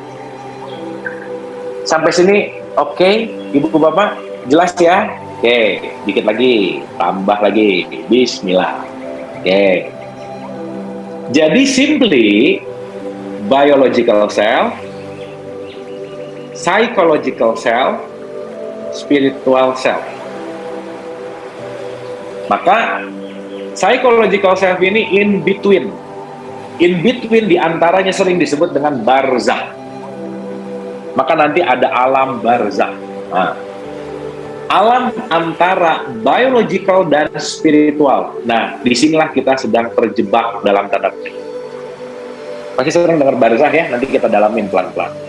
Jadi Bu Bapak jangan jauh-jauh kemana-mana nih. Ingat ya, dalam log 10.000 semua terjadi within us. Surga di dalam, neraka di dalam, akhirat di dalam, dunia di dalam, barzah di dalam. Adam di dalam, Idris di dalam, Nuh, Isa, Muhammad, semua dalam konteksnya adalah di dalam. Within us. Makanya di 12 ayat 111 Quran itu bukan dongeng, tapi kesadaran, gitu kira-kira. Jadi kalau sekarang cuma demen dengerin dongengnya Quran, nggak apa-apa. Baru dalam konteks di sini nih. Baru dalam konteks di luar. Tapi dongeng yang diambil pelajarannya baru mengena ke dalam jiwa. Ngena ke dalam jiwanya yang akan membawa melepaskan akunya, sehingga dia nanti melanjutkan perjalanan menuju kepada kesadaran inti, our spiritual birth. Nah, Ibu Bapak yang dirahmati Allah, dari luar ke dalam, inilah yang kita kemarin sebut suluk 1, suluk 2, suluk 3. Inilah yang disebut Isra Mi'raj, gitu kira-kira. Oke, Isra perjalanan, Mi'raj itu menanjak naik. Maka perjalanan menuju spiritual self, perjalanan naik ke atas bukit. Kenapa? Berat banget. Kenapa? Terjal banget. PR banget, gitu kira-kira. Tapi semakin spiritualitas kita, sama seperti kita naik gunung, semakin puncak, semakin sejuk. Nah, gitu kira-kira. Jadi Ibu Bapak nggak usah banyak penilaian ya, saya ini udah bener nggak spiritualnya. Rasain aja, hidupnya makin sejuk nggak? Karena semakin puncak, hawanya semakin adem. Jadi kalau sekarang ada masalah nggak terlalu hektik, ada orang ribut nggak terlalu sibuk, ada orang gimana sejuk-sejuk aja, nah berarti udah mulai naik ke suluk-suluk berikutnya. Nah, gitu kira-kira. Sampai sini oke Bu, Pak? Jelas ya? Jadi sadarilah tentang kesejukan batinmu. Kesejukan batinmu menentukan kamu ada di level mana dalam perjalanan menuju kepada Tuhan. Oke? Sejuk bukan berarti nggak ada masalah. Sejuk bukan berarti nggak ada kesulitan, nggak. Tetapi bisa menyejukkan diri dalam semua masalah. Bisa menyejukkan diri dalam semua kesulitan. Karena nanti kita akan mengerti bahwa semua masalah dan kesulitan hanyalah tangga naik menuju kepada level berikutnya, gitu kira-kira. Maka disebut akobah, menanjak lagi tinggi terus menerus, gitu kira-kira. Jelas ya, Ibu dan Bapak ya? Oke, saya review dulu sedikit dari perjalanan ini. Setidaknya dari starting point di sini mulai sadar bahwa dirimu hamba. Bismillahirrahmanirrahim. Oh, atas nama semuanya juga. Alhamdulillahirabbil alamin. Pujian cuma milik Allah. 1 dan 2 talk about God. bukan talk with, kita udah bahas di pertemuan yang lalu. Kalau masih bingung, pulang di video-video sebelumnya. Ar-Rahmanir Rahim, oh ternyata kasih sayang, Rahman Rahim. Motif Tuhan tuh kasih sayang, gitu. Makanya Bismillahirrahmanirrahim, Alhamdulillahi Rob. Makanya kata-katanya menggunakan kata-kata Rob. Allah yang sedang bekerja dalam konteks melakukan sebuah pekerjaan, namanya jadi Rob. Maka ada Allah sebagai Malik, Ilah, ada Allah sebagai Rob, gitu kira-kira. Makanya ibu bapak, privilege Allah kepada orang tua, hanya orang tualah yang layak disebut Rob. Makanya Robbik firli wali walidayah. Maka orang tua ini akan menjadi jalan perdana kita untuk mengenal Tuhan. Cuman orang tuanya mengenalkan Tuhan atau mengenalkan ego, itu aja dulu, sederhana. Maka Nabi Muhammad bilang, yang menjadikan Yahudi dan Nasrani seorang anak adalah orang tua. Ini nggak ngomongin agama, tapi sifat. Tergantung di installnya seperti apa. Karena installment seorang anak itu umur 0 sampai 7. Ini awalnya ada di sini. Udah, jangan ngomongin ini dulu ya, tapi nanti kita bahas itu gitu. Oke ya, installment itu penting banget.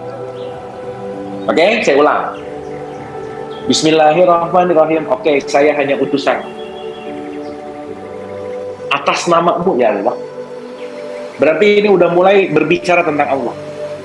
At least sadar bahwa kita ini diutus dalam tanda petik. Ingat ya, kita ini musafir, Bu. Nggak ada yang minta hidup, nggak ada. Seenggaknya punya kesadaran bahwa kita dalam konteks bahwa kita sedang diperjalankan, gitu kira-kira. Oke ya, bismillah ya, paham ya? Ini kita udah bahas, jadi saya nggak akan panjang di sini. Nah, dari 0, 11 sampai 14, itu psychological self-nya, akunya masih tebal nih. Tapi begitu iya kak nak bu 2 iya kan nastain, akunya udah mulai hilang. Berarti psychological self-nya udah mulai pudar. Jelas ya? Maka perjumpaan dengan Allah terjadi dalam iya kak melebur. Tidak ada lagi psychological self, di sini hanya ada Allah, gitu kira-kira. Maka nanti minta ihdina siratal mustaqim turun ke bawah, gitu kira-kira. Karena di sini nanti tugas kita. Dan ini nanti akan berulang-ulang, gitu ya, ibu bapak ya. Semakin pengulangan naik dan turun, semakin pengulangan naik dan turun, semakin kita jadi genuine, semakin kita menjadi fitrah, gitu kira-kira. Semakin pikiran kita punya petunjuk, semakin psychological self kita semakin transparan, gitu. Ya, nanti kita ngerti sebentar lagi. Oke, bismillah. Wah, kadang susah ngejelasinnya, tapi mudah-mudahan paham ya, ibu bapak ya. Oke, bismillah. Oke, nah, kita kembali nih ke si aku tadi. Berarti ibu bapak yang dirahmati Allah, begitu kita sadar kita punya pikiran, mind, di situ kita sedang terlahir sebagai our mind. Aku yang lain, aku ilusi, gitu kira-kira. Maka nanti mind akan memberikan motivasi kepada will, keinginan atau apa, semangat atau power untuk melakukan action. Maka antara mind, will, dan action ini segitiga yang nggak bisa dipisahkan. Akhlak seseorang tergantung dari pikirannya. Maka changing your mind, changing your action, gitu kira-kira. Oke, karena nanti petunjuk tuh ada 2 contoh. Ibu bapak dari mana ya? Ibu bapak dari keluar, ibu bapak masuk ke Jakarta, nanya Monas ke orang Jakarta karena mau ke Monas. Itu ada 2 tipikal. Begitu nanya, Pak, Monas di mana? Sana tuh, dah. Cuma ditunjukin, selesai. Tapi ada, Pak, Monas di mana? Mari saya antar, saya bimbing supaya Anda sampai ke Monas. Dianya ikut sama kita. Itu ada 2. Nah, kebanyakan begitu ngomong tunjukilah jalan yang lurus, itu kelihatannya kayak Allah cuma mau nunjukin. Enggak, bukan yang itu. Allah tuh yang nomor 2. Jalan yang lurus tuh bukan jalan yang lempeng, Bu, Pak. Bukan. Jalannya berkelok-kelok. Tapi lurus di situ artinya jalan yang setiap incinya penuh dengan kesadaran. Karena kenapa? Di situ Allah selalu hadir, gitu kira-kira. Maka ibu bapak kalau berdoa, jangan berdoa dimudahkan masalah, tapi berdoa untuk diberikan kekuatan. Ini yang paling penting. Maka poin jalan yang lurus adalah jalan di mana saya selalu sadar, selalu dalam kondisi diberikan kekuatan sama Tuhan. Jadi artinya saya mohon untuk saya bisa selalu move on, untuk gerak, untuk selalu melakukan inch by inch dalam perjalanan, gitu kira-kira. Jadi bukan hanya ngomongin tunjukilah jalan yang lurus. Tuh, bukan. Tuhan nggak tipikal yang cuma nunjukin, enggak. Dia juga ikut serta untuk memberikan kekuatan bagi yang sadar, gitu kira-kira. Jelas ya? Sampai sini oke ya, Ibu Bapak ya? Oke, nah.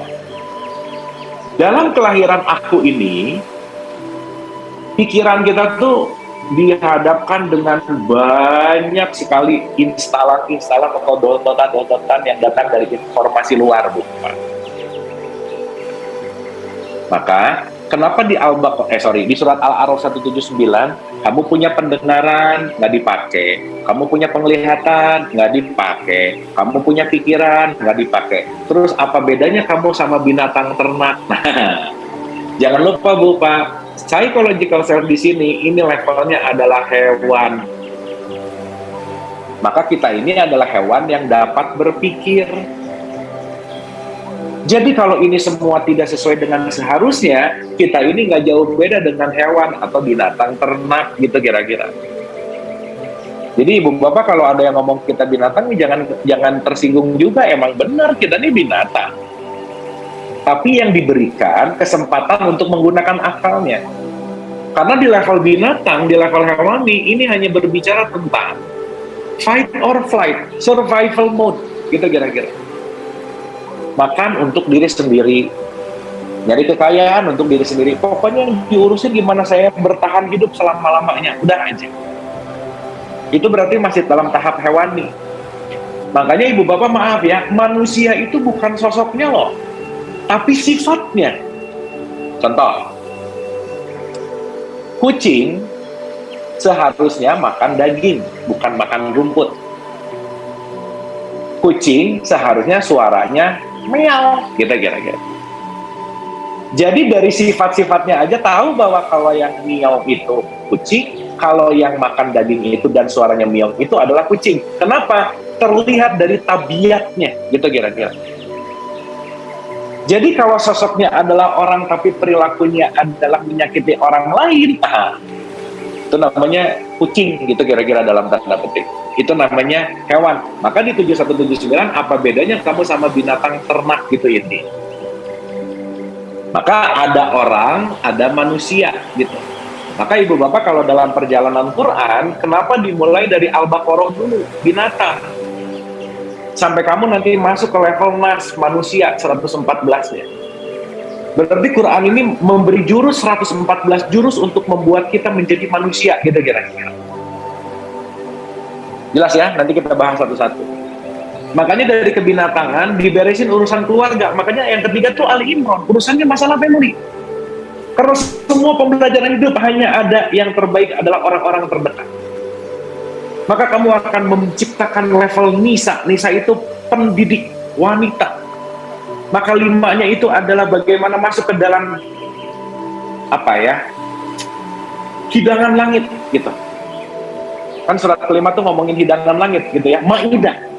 Maka kamu nanti bisa menternakan, maka kamu nanti bisa masuk ke langit ke-7 Al-A'rafnya, maka kamu nanti akan menghadapi beberapa perang, Anfal sampai Taubah, dan seterusnya. Akhirnya kamu masuk ke dalam Ikhlas, Falaq, dan Anas, gitu kira-kira. Ya sayangnya kan selama ini Quran cuma hatam mulu sih, gitu ya, baca hatam, tapi nggak tahu grading ini, gitu, nggak tahu stage ini tuh adalah membawa kita dari zulmat gelap, dari takwin menuju kepada tasri, dari konteksnya binatang menuju kepada manusia, dari konteksnya bahwa psychological self menuju kepada spiritual birth, gitu kira-kira. Maka Quran itu adalah guidance. Ngasih makannya untuk apa? Untuk pikiran, gitu inti. Jelas ya, Ibu Bapak ya? Jadi sekali lagi, yuk kita mulai belajar ketika ihdinas siratal mustaqim. Oh, psychological self saya perlu petunjuk supaya pikiran saya menuju kepada seharusnya ke jalan ilaihi rojiun. Karena 95% menuju kepada jalan yang sesat, makanya nanti minta iya kak ihdinas siratal mustaqim siratal ladzina an'amta 'alaihim ghairil maghdubi 'alaihim waladdallin. Jangan orang-orang yang justru malah dibelokin, gitu kira-kira. Jadi ada pikiran jalur A, ada pikiran jalur B. Oke? Jalur B itu mostly 95%. Jalur A itu 5%-nya. Jadi yang ke jalur A itu nggak banyak. Maka orang hari ini kadang hanya pasrah dan puas dengan pikiran yang udah ada. Maka jadinya berantem terus. Kenapa? Merasa udah paling benar. Padahal ini semuanya dinamis dan possibility-nya sangat luas gitu intinya. Jadi tunjuki jalan yang lurus di level yang sekarang dalam konteks yang namanya hidayah. Memohon Tuhan memberikan hidayah kepada pikiran-pikiran kita, karena pikiran yang akan masuk ke dalam perbuatan, maka ada iman, atau maka ada ilmu, maka ada amal, gitu kira-kira. Ilmu outputnya amal. Jadi kalau ilmu yang tidak menjadi amal, tidak akan menjadi experience. Sesuatu yang tidak akan menjadi experience, tidak akan melahirkan spiritual birth, kelahiran spiritual, gitu kira-kira. Maka ketika ibu bapak sekarang dapat ilmu baru, yuk jadikanlah ilmu ini sebagai amal, karena amal yang akan membawa kepada jembatan pengamalan. Nanti pengamalan jadi pengalaman. Karena nanti ini akan mendekatkan kita kepada alamnya, gitu kira-kira. Makanya kita akan dikasih banyak alamat dalam hidup. Makanya ibu bapak kalau ketemu orang baru, alamatnya di mana? Alamat itu artinya petunjuk. Mau nunjukin saya ada di mana, gitu kira-kira. Jadi setiap saat itu alamat banyak datang ke dalam diri kita, gitu kira-kira. Oke ya, ibu bapak ya. Sip ya, sampai sini ya. Mudah-mudahan mulai dimengerti, ada biological birth, psychological birth, di situ muncul pikiran banyak ke jalan yang sesat, banyak ke jalan yang bengkok, maka pikiran perlu hidayah. Ihdinas siratal mustaqim, ya Allah, istilah pikiran saya, hidayah untuk saya kembali kepadamu, gitu inti. Sampai sini oke Bu, Pak? Jelas ya? Maka dalam konteks ihdinas siratal mustaqim ini berbicara tentang bagaimana menciptakan kreativitas dalam kehidupan. Sadarilah bahwa segala sesuatu itu pasti dinamis, pasti berubah, dan kita menciptakan kreativiti dalam pikiran kita. Kreativiti itu lebih kepada intinya adalah bagaimana kita selalu mencari possibility gitu itu. Ya, saya kasih contoh, Bu. Meskipun ya, saya loncat dulu, nanti perjumpaan dengan Tuhan itu beyond the mind, harus melampaui pikiran, gitu ya, intinya. Nah, pikirannya yang nggak dapat petunjuk, apalagi bagaimana mau melampaui pikiran. Jadi lucu, Bu. Kita dikasih pikiran, dan dengan pikiran untuk melepaskan pikiran. Gimana tuh? Ulangi ya.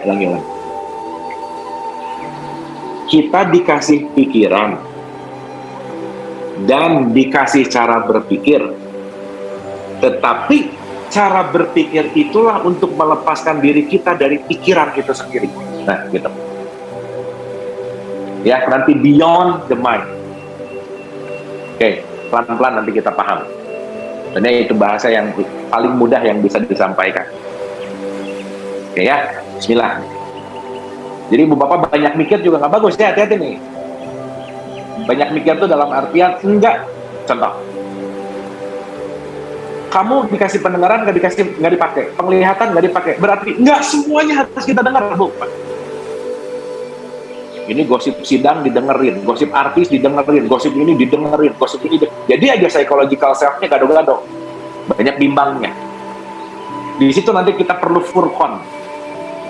Ya, nggak semuanya harus dimasukin ke ruang inti. Tapi nggak semuanya yang kita dengar pasti jadi memori, tapi tidak semua memori harus dimasukin ke dalam. Contoh, di rumah pasti ada ruang utama, which is kamarnya ibu bapak. Kalau kira-kira si emas ini hanyalah Gojek yang nganterin makanan, nggak usah, mas, masuk ke ruang utama, yuk, nggak usah ngapain, di halaman aja, orang dia cuma mau nganter makanan kok, gitu kira-kira.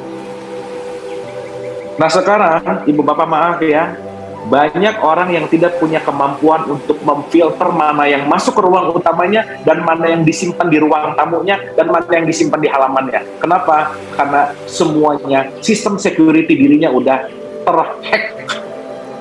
Gitu kira-kira. Urusan orang lain bisa ikut sakit hati, Bu. Nah, gitu. Kenapa? Diomongin terus. Dah, sosial media itu kan isinya begitu. Gitu ya, kira-kira.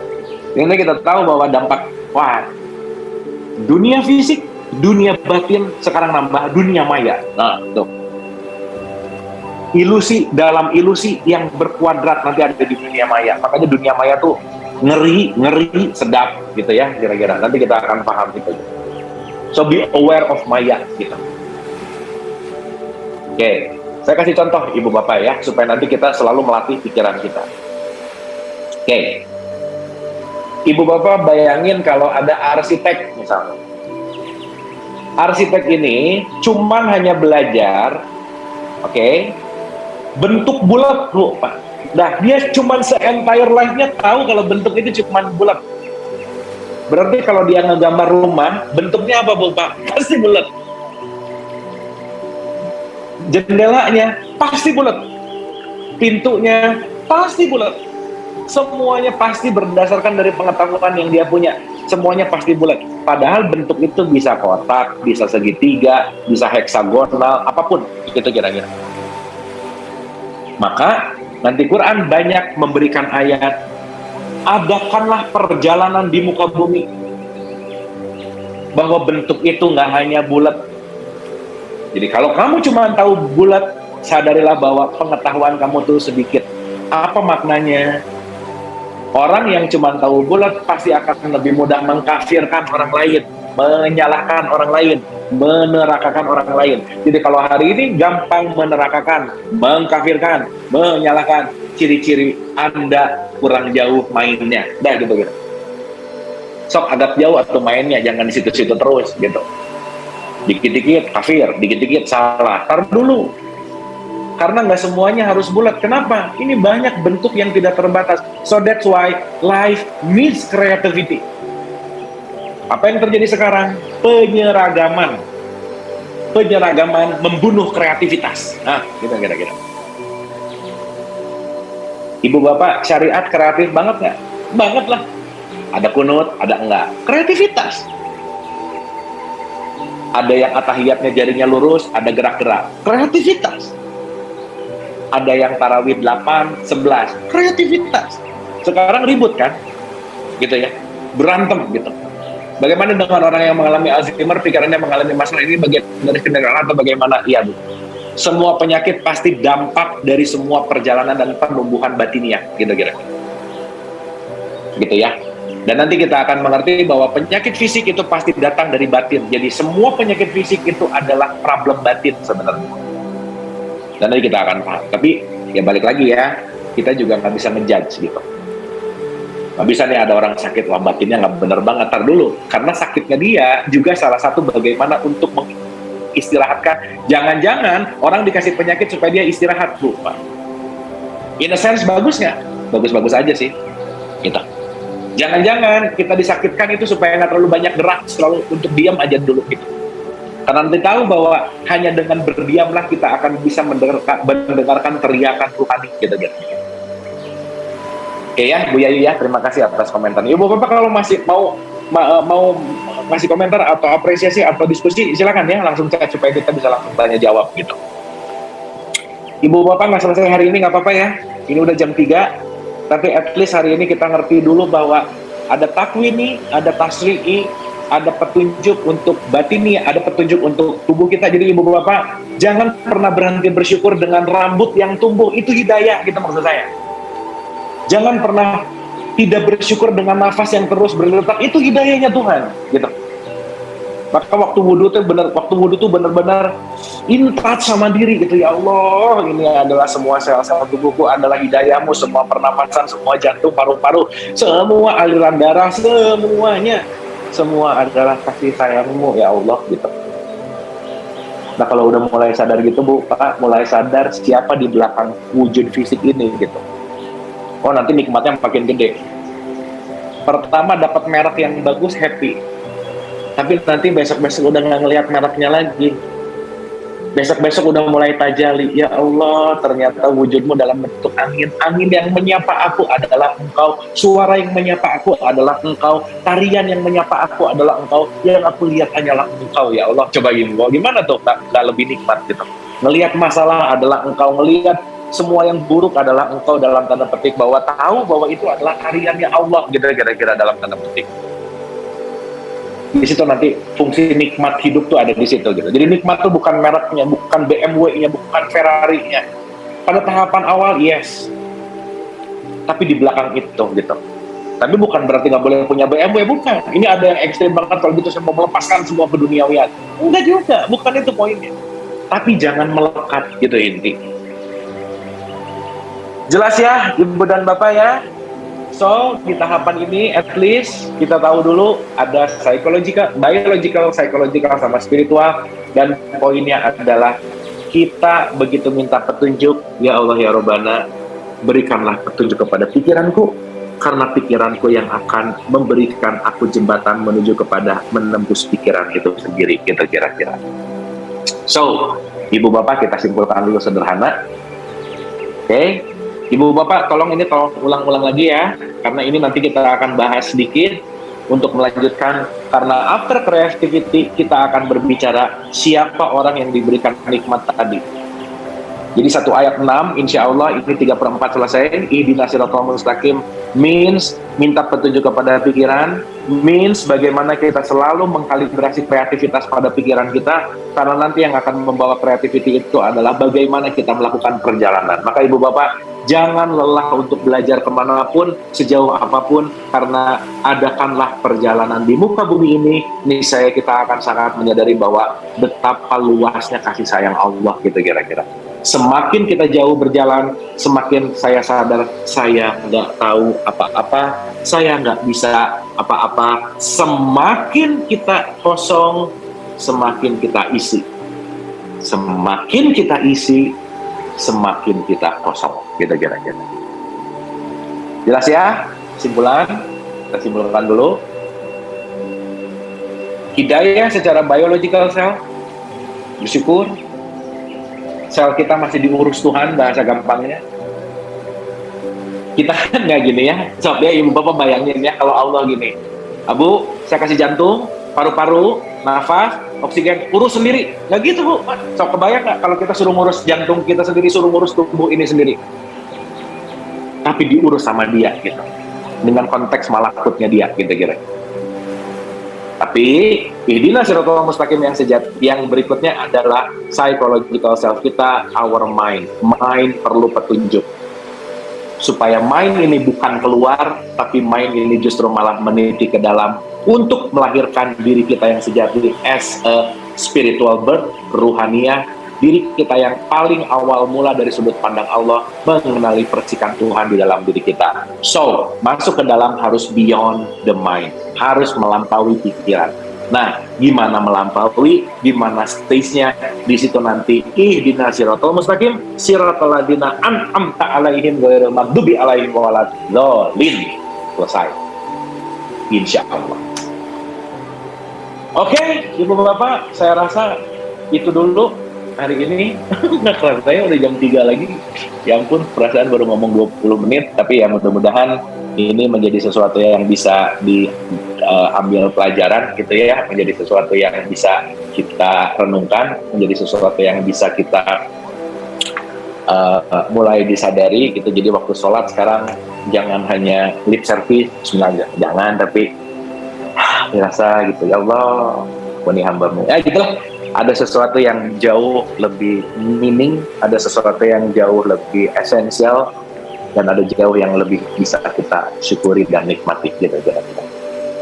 Ibu Bapak, hari ini nggak perlu ada pertanyaan ya, kira-kira ya, nggak perlu ada diskusi panjang lebar dulu gitu, karena hari ini lebih ke dikunyah dulu pelan-pelan, karena saya yakin juga mau nanyanya bingung, mau nanya nanya apa ya gitu, tapi kebingungan itu juga yang akan membawa kita untuk terus masuk ke dalam.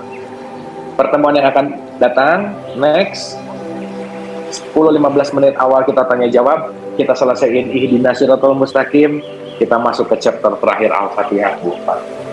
Mudah-mudahan perjalanan Al-Fatihah ini menjadi journey yang menyenangkan, menjadi perjalanan yang membahagiakan, yang melepaskan, yang membawa kita menuju kepada kesejatian yang sejati, gitulah kira-kira.